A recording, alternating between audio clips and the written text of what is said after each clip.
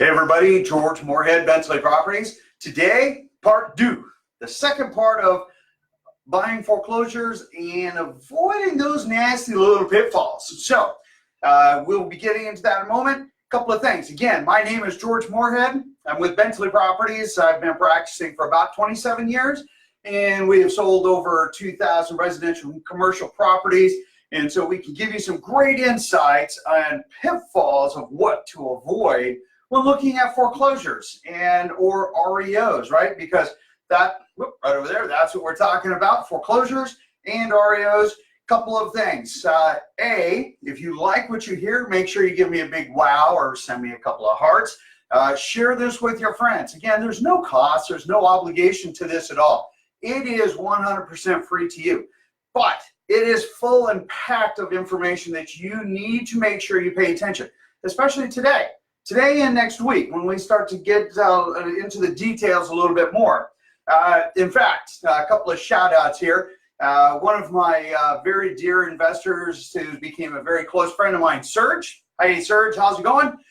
You know, it's funny, we met a few years back, and he had actually called and asked me a couple of questions after I responded by email. And, you know, it was during that process of that conversation, and it was quiet, and I said, hey, Serge, you still there? And he's like, yeah, no, I'm waiting for the sales pitch. And I started laughing. I'm like, there is no sales pitch. I'm just here to give you information. If I can earn your business, great. If not, hey, here's some information. Enjoy it. Do what is right by you and your family, making good business decisions. Listen to this information. It's the best thing for you. All right, so with that, let's get on it. So last week, we talked a little bit about what a foreclosure versus an REO. Right? We talked about the different stages, right? As far as, is it a pre-foreclosure? Is it in the foreclosure process? Is it an REO? And then we also discussed liens, right? And what kind of liens are out there, and what, more importantly, what to avoid, what to look for. So today we're going to take it one step further. We're going to talk a little bit about financing and what does that mean? And then, of course, getting ready to make that offer. Now, we're not going to go through the entire offer process, but we're going to go through some of the additional nuts that we need to keep in mind as we're doing this. So with that, there's a couple of different options when it comes to financing. If you're going to own or occupy it, we're going to get into that a little bit. It's a little bit different of a game. But if you're looking at flipping the property or keeping it as a rental, right, you might consider, hey, you know what? I don't want to pay short-term gains of 33%, which eats into my net profit. I may choose to keep that as a rental property for 12 months and 1 day. It becomes a long-term gain, and then, of course, then it's only a 15% capital gains, you know, along with the other selling costs. Okay, so with that, let's talk about what kind of financing do we have. So we actually have really kind of three different options to consider. So you have what we call the conventional, right, which is going to be your go to a bank, get a loan, and then go ahead and do your purchase. Now, when we talk about your conventional type of financing, this is going to be more of a commercial type of line, okay? And this is going to be a commercial line of credit, something along those lines. Then you're going to have your private money, okay? Private money, sometimes this is a little painful for some folks because private money really is going to look at a minimum, almost wrote a 2 there, is going to be looking at a minimum of 6% to 12%. And then they're going to add a few points to this. So it'll be anywhere between probably 2 to 4 points, right? A point is 1% of the principal balance, okay? So if you're getting a $500,000 investor loan, you're going to be paying those points, anywhere from 2 to 5. Interest rates between 6 and 12. The lower the interest rates, typically, the higher you're going to see as far as the actual cost of the loan. If you're going to carry it for a little bit longer, they want their money up front. They want a 12 to 15% total return on average. All right, now it fluctuates, but keep that in mind. They want to make their money because it's a high risk, and mortgage and interest and investments are made on risk. And you are risk. So unless you go through the third option, let's say you have a gaggle of equity in your house, right? You're going to have a home equity loan, right? Those are the top three that people normally take a look at. Sometimes they'll have an investor friend that, say, hey, look, I'll find the property, you fund it, and we'll split the profits at the end of the day. Completely doable, and a lot of people do. Be very careful, make sure you have your agreements up front.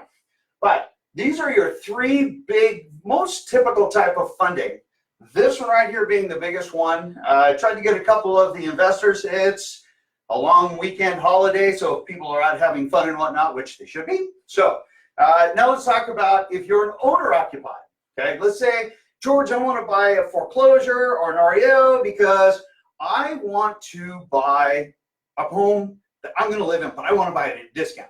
Okay, well, there are a couple of different options. If the home does not qualify for what we call traditional financing, then we'll need to actually look at a conventional loan or an FHA rehab loan.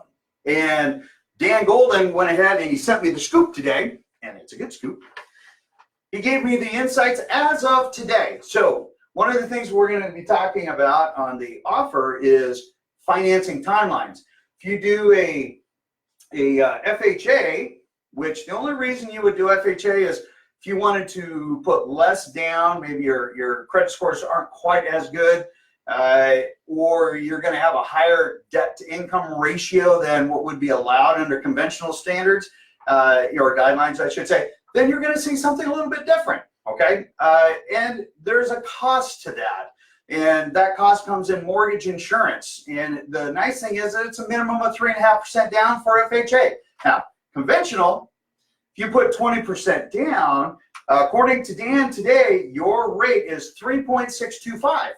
But because this is also a rehab loan, meaning there's a little bit more risk, they have basically a 3/8 of a point add-on. Okay, so par pricing today is 3.625 with 20% down. And if you don't want to pay the 1 point for a fee, you can actually increase the rate for 3.8 or 3.75 or about 3/8. So the best part is if you put 20% down, no MI, no big deal. If you put minimum 5% down for conventional, you're going to be looking at roughly either 4% or you'll be paying a loan fee, one or the other. So those are some great options. There's a few folks that handle rehab loans. Your average mortgage broker does not. So be careful with that. You want to make sure that if you're looking at a mortgage broker to handle this, which most do, make sure that they are very familiar with it. We will post Dan Golden's information online for you guys. I'll do a quick shout out as far as investor loans. Seattle Funding Group, absolutely fabulous company. I've dealt with them in the past. Many of our clients have worked with them. They do a bang up job, very respectable on fees, very clear in creating that expectation. Seattle Funding Group is a really good organization to chat with. They are out of Bellevue. I'll have Marie go ahead and post their contact information if that's something you want to take a look at. Veristone, they're another company that is also, again, a local. They're based out of Kirkland. We've had a number of folks that have given the thumbs up with Veristone. And again, this is private money. Do not think you're going to go in and get par pricing today and no points and it's going to be like a dream come true. No, it's not. Okay, you're going to pay for the privilege of borrowing that money. You are a risk. That's all there is to it. They want skin in the game from you also, so you need to make sure you have assets. That you have a plan. Part of what we're going to go right here, we're going to discuss part of that plan that they're going to be looking for. Okay. All right. Now let's also talk about having reserves. Make sure that when you're looking at your big picture that you have reserves. You have 10 to 15% of what you need to do as far as holding costs and rehab costs. as a reserve. If you don't, we have seen many people get into something, they get stuck, they run out of money, and all of a sudden now they have to take a different course. That costs time, money, anxiety, and as long as you follow these guidelines, you will not have that problem. But make sure you have your reserves, and because it just makes perfect sense. All right. Again, it's a risk-based experience. Make sure that you are doing all of your education, especially this next part that we're going to talk about. Let's talk about lending with FHA.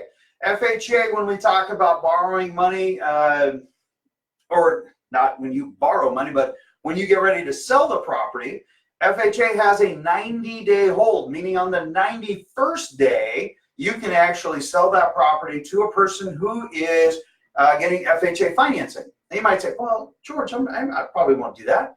You don't know that. You could very well have somebody, your best offer might come in and it's FHA. And if so, you need to make sure, and even on a conventional side, you need to make sure that you're documenting what improvements that you made and what was the overall investment you made into it. Not for the buyer's knowledge, but because the appraiser is going to ask you. They're going to come to you and say, hey, why is this property now so much more than when you bought it 90 days ago or 120 days ago? Why is it so much more money? And you're going to say, hey, you know what? Because I did all of these things. Here's how much money I put into it. And that's why, because we brought this value up. We did a bang up job on it. And that's why we can justify this arm's length transaction with this buyer. Okay. You need to document that, and you need to be very clear because you're going to be asked. All right. Okay. So when we talk about that, you also need to make sure that you understand that when you consider your holding costs, that you're holding them also for a close period. Say, oh, I'm going to go on market in 60 days. Okay, well, also plan a 90-day close date. That's 30 days for marketing, 30 to 45 days to go ahead and close a transaction, depending on the qualifications of the buyer, depending on the area. We're in a slightly flatter market. Our average market time right now, not median, but average market time right now is roughly about 31 days in King County, 33 days in Snohomish, and I think it's 32 days or 35 days in Pierce. So keep that in mind as you're figuring out your numbers. Okay, now let's move on. Let's talk a little bit about understanding how we're going to make an offer on an REO or a foreclosure. So one of the things you need to clearly understand really are two things. Got to have a dividing line, right? All right. The first one you need to understand is your as-is value. You need to understand that so that you have a very clear understanding, really what is the seller going to be taking a serious look at. Not what you're going to purchase it at, but what is the as-is value. The bank is going to want to know, hey, what's the value today? Because that helps you set a baseline of where you're going to need to improve from, which is the next one, which we call the as repaired.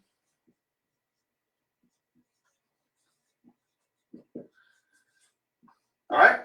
Now, what's really funny is when we work with banks, I work with 7 on a daily basis. When we work with banks, guess what two numbers they want? They want the as-is value and they want the as repaired value. They also want to know what is an estimate of what it would take to take it from an as-is to an as repaired. They play the same game. So understand, you are going to go through this very same identical process. And in fact, when we talk about a process, you need to have a system. And that is probably, of all the things that you do, you need to have a system. I'm not talking about a program. It can be low tech. It could be on a piece of paper.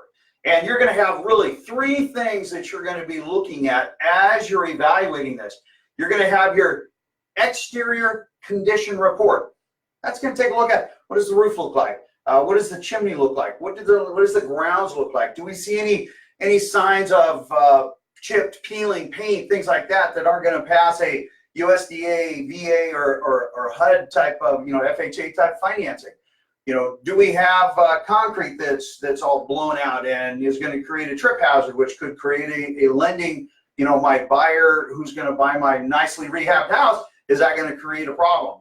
What kind of landscaping do I have? How much do I need to put into landscaping? what kinds of things do we need to do on the exterior to basically make this thing look nice and pretty? Again, maintaining the mantra. The mantra. Do you remember from about 5 weeks ago, we talked about the mantra? Paint, carpet, and vinyl. Anything above and beyond that, most investors get burned.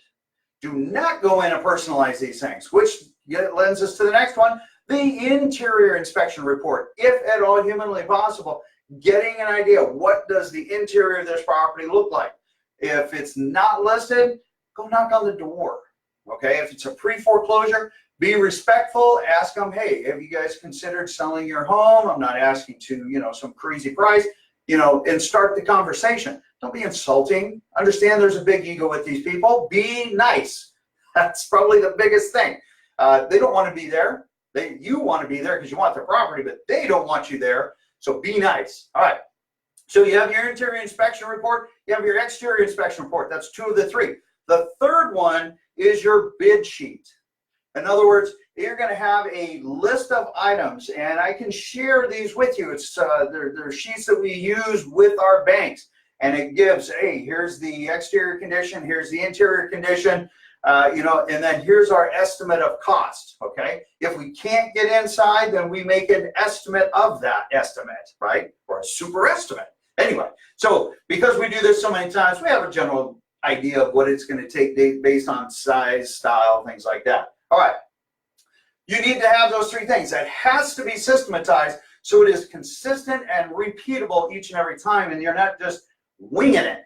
People who wing it get hurt. I was just talking to a guy a week ago after after our class, and he said, "Hey, I was watching what you were saying, and you have some really good insights. I flipped homes for a few years now, and I got 3 right now." I said, "Oh, that's fabulous. Where are they at?" He's underwater in all 3 of them. Why? Because he didn't have this system, and he didn't follow that system. Well, if you didn't have one, I guess you couldn't follow it. So have one and follow it. You need to be very clear. What is this value? What is this value here? Okay? Then you can decide, what is my margin? Which is the 4th element. What is the return that you want? Whoop. All right? What kind of return? Some people say, well, what should I have for a return? It's personal. However, make sure you clearly understand that when you take a look at that return and what you want is in line with the purchase price and the repairs and your selling costs, or you'll be paying for the privilege of being in business, which is not very exciting. I can tell you that. I've had one not so great investment. The others we've always done very well. But I can tell you, it's just, it is what it is. Sometimes you just make a mistake, and you just need to make sure you have reserves to cover that. Okay, so once we talk about the as is repaired, then we need to talk about our holding costs, which we discussed briefly, and you need to plan roughly about 90 days, so 3 months to 6 months, depending on the area, depending on how much work. Do you have your contractors lined up and things like that? You also need to make sure that in that you're including those the actual cost of repair plus 10 or 15%. Okay. Once you've gone through all of this, you've now got the basic framework of what it takes. In other words, what are you doing? There it is. In other words, so if I take my purchase price, right? Then I've got my holding costs, right? And finance, if there are any, unless you're doing it yourself, okay? You have your repair costs. Then you're going to have your sales costs. And then the one that a lot of people forget because they get all excited, your taxes. Whoop. Now, I'm not talking about your 1.75% excise tax. Actually, Jan 1, we're going to do another class. All your excise tax calculations change on January 1, 2020. Be advised. So here you have sales costs. Let me put that in here, right? Your taxes, you got repairs, you have holding costs, okay? Then you have plus your rate of return that you want, okay? gives you your ultimate purchase price or sales price. It's hard to write down that low. What does that mean? Meaning it's going to tell you, here's, in order, if I know that the value, I'm going to use 500,000. I know that if my value is at 500,000 and I want a 20% return net after it's all said and done, and I know that I've got, say, $100,000 worth of work that needs to go into this, right? Okay. If that's the case, you can start pulling these numbers back. You know that, okay, so if I want, you know, anywhere between $75,000 and $100,000 worth of profit, plus I have 100,000, that means I have to buy this for $300,000. Okay, well, actually, it's less than that because now I have selling costs. Okay, so where do I fit my taxes into this? You know, short-term gain, it's going to be 33%. Plus, that's going to give me income tax. I need to figure out this. Not necessarily income tax, but it's going to show as income to you, which you do get taxed on, right, by the feds. All right, so when you take a look at that, you need to actually have this on a flow chart. If you need one, we'll post it. It gives you a very clear understanding. If I hold it for 1 year, if I hold it for 5 years, what's my, you know, if I have to do maintenance, if I keep it as a rental, what is my exposure? These are things that you're going to go through as you're, defining what a true purchase price is. And then is it realistic? Is the seller even going to consider this offer? And sadly, in today's market where we only have 2 months of inventory, which is half of what the bottom of a 4 to 6 month healthy market is supposed to be, and we're considered one of the 5 sweet spots across the United States with banks, so they're not discounting foreclosures. How do you find those? No, your best friend's going to be a real estate broker. You can find them sometimes online. Auctions are, you got to be careful because there's also a 5% cost. Plus, fixers and properties that are just, not distressed tend to be some of your best opportunities. Plus, you can go in and see, and you can actually run some real numbers. Out of every 100 properties you look at, there might be 2 or 3 or 4 today that might be worthwhile. So don't be discouraged if it's something you want to venture into.